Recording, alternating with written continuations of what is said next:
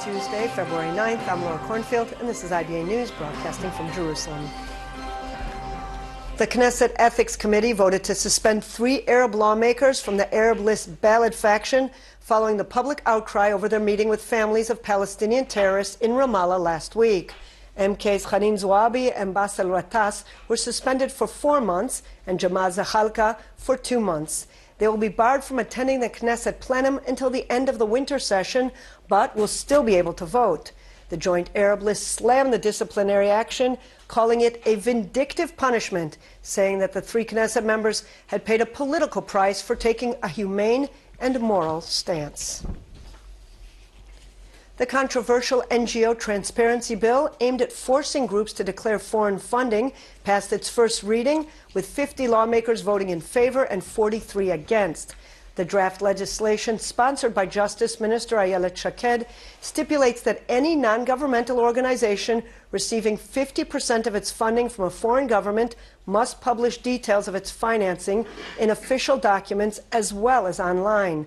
The bill has been harshly criticized in Israel and abroad, with claims made that it singles out left-wing organizations and human rights groups and is an attempt to silence organizations who are critical of the government. This legislation is trying to differentiate between human rights organizations and right-wing NGOs and to label human rights organizations as non-legit. Not only non-legit, but traitorous. And they're trying to label them in a way that you can't mistake that these are the organizations the government sees as traitorous. It's a non-democratic, discriminative, very, very harmful legislation. The Hamas-run terror tunnel network in Gaza is at the forefront of Israel's defense challenges. IDF Chief of Staff Gadi Eisenkot said today the Army is investing its top strategic, technological, and intelligence means to combat the threat, he declared. Speaking at an academic conference in Herzliya in memory of the late Chief of Staff Amnon Lipkin-Shachak, Eisenkot also addressed the current terror wave, which he said is the result of a deteriorating Palestinian leadership, ongoing incitement, and a dire economic situation within the Palestinian Authority. While he expressed optimism that suicide terrorism can be contained as it was in the past, he admitted the matter was more complex this time around, since the terrorists were acting on their own and not part of an organized terror group. He said 95% of those terrorists who carried out recent attacks were single, non-married men and women who were exposed to incitement in the media and social network pages. In related news, Prime Minister Benjamin Netanyahu and Education Minister Naftali Bennett are at loggerheads over ways to deal with the growing threat of Hamas-built terror tunnels. Netanyahu and Defense Minister Moshe Ya'alon have apparently rejected Bennett's proposal for a preemptive Israeli move to destroy the tunnel network in Gaza.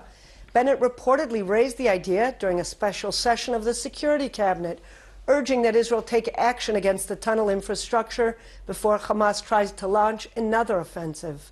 The Prime Minister's office, while not confirming such discussions took place, did criticize leaks to the media, which it hinted came from Bennett's staff. The PMO issued a statement stressing that all ministers should act responsibly and not try to gain political votes by leaking information from serious discussions taking place in the cabinet. Islamic State terrorists operating in Egypt's Sinai Peninsula received medical treatment in Gaza's hospitals. Major General Yoav Mordechai, the coordinator of government activities in the territories, said in an interview with the online Arabic newspaper Alaf. He said the army received authenticated reports proving ISIS members in Sinai are entering the Gaza Strip through tunnels. Mordechai said Hamas receives money, weapons, and other goods in exchange for providing ISIS operatives with medical assistance. Mordechai noted that Israel maintains strong security cooperation with Egypt and gave them information on the Islamic State's ties with Hamas. He also revealed that Israel supplied Egypt with photographs of tunnels openings between Sinai and the Gaza Strip, which helped them to detect and flood the tunnels in recent weeks. Gaza's health ministry has denied that report. 2 stabbing attacks were thwarted by security forces today. Border police prevented an attack outside the old city's Damascus gate this morning when they arrested a 16-year-old Palestinian girl who pulled out a knife when they asked to search her. In a separate incident, a 13-year-old Palestinian girl armed with a knife was arrested at the entrance to the Gush Katif community, Gush Etzion community, Karmei Tzur. Yesterday afternoon, a 42-year-old Palestinian woman stopped for inspection at Damascus Gate, was also found to be carrying a knife and was detained for questioning. Meanwhile, this morning, doctors at the Asaf Rofeh Medical Center said the condition of an 11-year-old Jewish boy stabbed in the back with a pair of scissors in Ramleh yesterday has improved. The police arrested the 17-year-old Arab assailant and are still seeking to determine whether the attack was nationalistically or criminally motivated. President Reuven Rivlin praised slain border policewoman Hadar Cohen for her courage and bravery when she shot at the 3 terrorists armed with knives and weapons who attacked a border police patrol outside Damascus Gate last week. Paying a condolence visit to her family yesterday, Rivlin told her parents, "The entire country's hearts are with you." He told the father that when he saluted Hadar at her graveside, "The entire nation saluted with you." Cohen was fatally shot and another border policewoman injured in last Wednesday's attack. All 3 terrorists were killed.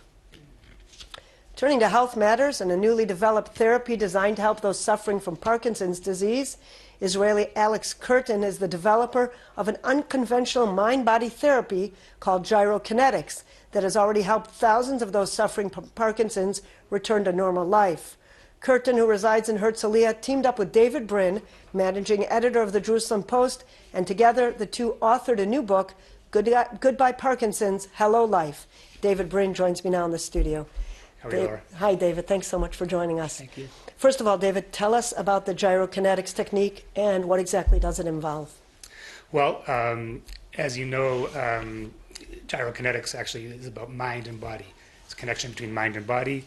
We know that the mind sometimes can control what the body does as well, and it needs to listen to the body at the same time. What Alex has done has to develop a therapy whereby it allows people to, it develops exercises which enable people to return to their balance. A lot of Parkinson's patients are frozen and can't move or tremble, and these exercises allow them to break through that barrier and allow them to move while they're exercising.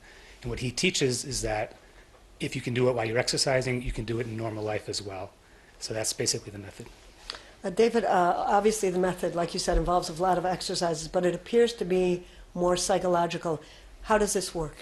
Right. Well, as you can imagine, someone who's diagnosed with Parkinson's disease, when they're first told by the doctor they have it, it's devastating. You know, it leads to depression, anxiety, and what happens is when they go see the doctor, they're a wreck. It's not just their Parkinson's symptoms which the doctor sees, it's also the anxiety, the depression, and thus they're prescribed medication for something which is much greater than they have.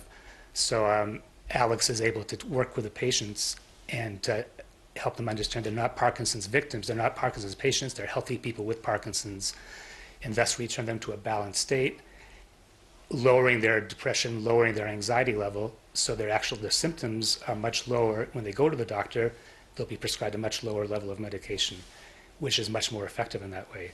And basically it's all changing the mindset from being a Parkinson's patient, which he calls his patients clients, Parkinson's clients. They're not patients. He teaches them how to be Parkinson's warriors and change your whole mindset of being a healthy person with Parkinson's as opposed to a sick person. Can you give us an example of some of the exercises?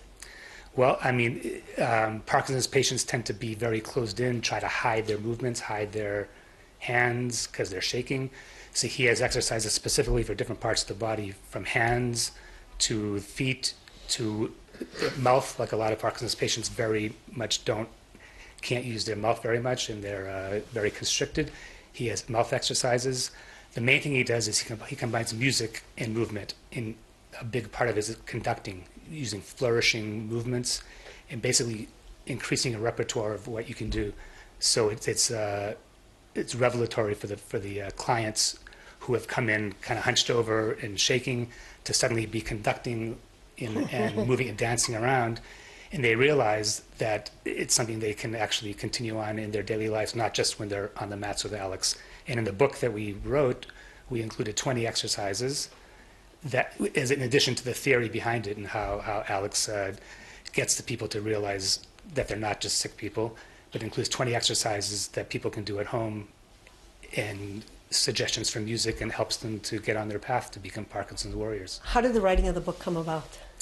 It came about because I interviewed for the Jerusalem Post a man named Michael Wiese, and Michael is the head of a big successful publishing company based in California called Divine Arts. And Michael had come to Israel because he himself had developed Parkinson's disease about 3 years ago, and he had heard about Alex. And he, like many others, have come from abroad, from the States, from England, to be treated by Alex. So after our interview, he went to be treated by Alex for a week, and he called me before he left to go back to leave the country and said, "This is amazing. My life has changed. Alex is an incredible therapist. His story deserves to be told. You should write a story about him for the Jerusalem Post. And better yet, you should write a book about him, about his treatment, so everyone could do it, and I'll put it out." And that's he introduced you to him, basically? Yeah, he made the introduction. And so we met, and that was 2 years ago. It took us a year to write the book. Here it is. And Goodbye, Parkinson's. it was Hello, published in the beginning of January. It's been quite successful, from what I understand. The Michael J. Fox Foundation has posted about it. The National Parkinson's Foundation has also endorsed it. It's available throughout bookstores in the United States and England, and Barnes and Nobles, etc. And obviously here it's available through Amazon or any of the other mail order companies. We're hoping to actually translate it into Hebrew at some point in the future. David Brent, thank you so much for joining us, and best of luck with your book. Great work. My pleasure. Thank you, Laura. In other news, scores of ultra-Orthodox Jews clashed with military police who arrived at an Ashdod yeshiva after midnight to arrest a deserter.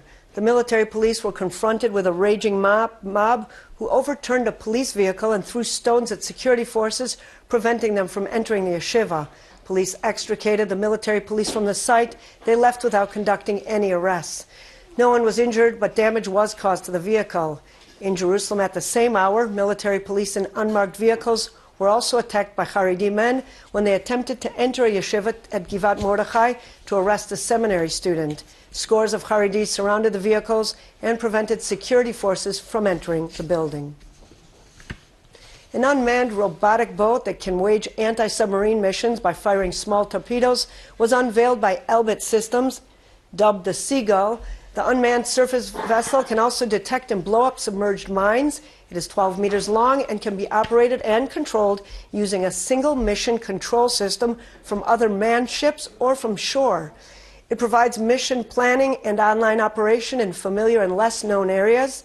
The naval system is also capable of conducting area survey, search, detection, classification, identification, and neutralization. Ophir Ben-David, vice president of the Elbit Systems Naval Business Line, described the platform as revolutionary. He said, "We are witnessing the proliferation of submarines, both conventional and nuclear, as well as sea mines. The cost of dealing with these threats is extremely high." Citing strategic reasons, Prime Minister Netanyahu once again defended the controversial gas outline, submitting a personal affidavit with the High Court of Justice.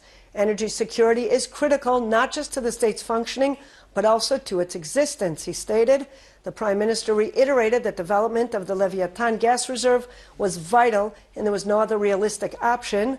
Netanyahu was instructed to file the personal testimony in order to justify his decision to bypass the antitrust authorities' objections to the deal. Judges requested the affidavit as part of an ongoing hearing on 5 petitions submitted against the deal. The threat of a nationwide municipal strike tomorrow has been lifted. The local authorities canceled their plans to strike after an agreement with the Treasury was reached this afternoon. Municipal employees will be given their promised bonuses as well as a 7.5% salary increase as stipulated in a recent deal struck over public sector wages. The Finance Ministry also agreed to consider a 2% increase for those workers who are currently earning minimum wage incomes.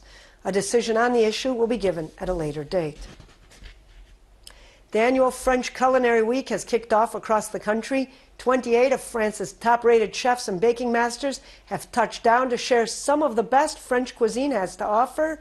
Over a dozen of local master chefs from acclaimed Israeli restaurants are teaming up with their French counterparts to whip up some mouth-watering variations of one another's traditional foods. Among the guests is renowned French Muslim boulanger Riyad Kadeo, who is considered France's king of the baguette and personally caters the Élysée Palace. He admitted he wanted to learn a little about Jewish challah bread and said that despite the current security situation, he had no second thoughts regarding the visit, neither did his fellow chefs who wanted to get their own taste of Israeli delicacies. One time I ate a hummus, a real hummus. It was different than the hummus I know in France, different. But it was, I don't know, it's the real Israeli specialty, but it's really nice. What would you say it takes to become a chef? To become a chef, I think you need to love the good life. You must be a lover. The culinary event, So French, So Good, is currently running in major cities across the country until the end of the week. In local money matters, another day of losses on the Tel Aviv Stock Exchange. While the shekel was mixed in foreign currency trading, you're looking at the late afternoon numbers.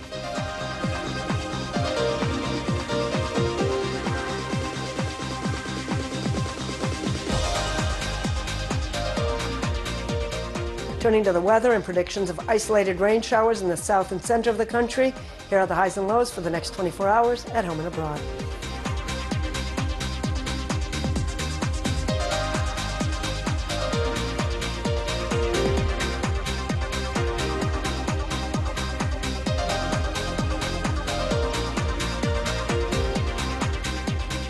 And that's all for this newscast. Ari O'Sullivan will be here tomorrow, same time, same channel. Make sure to join him. I'm Laura Cornfield, wishing you a good evening and shalom from Jerusalem.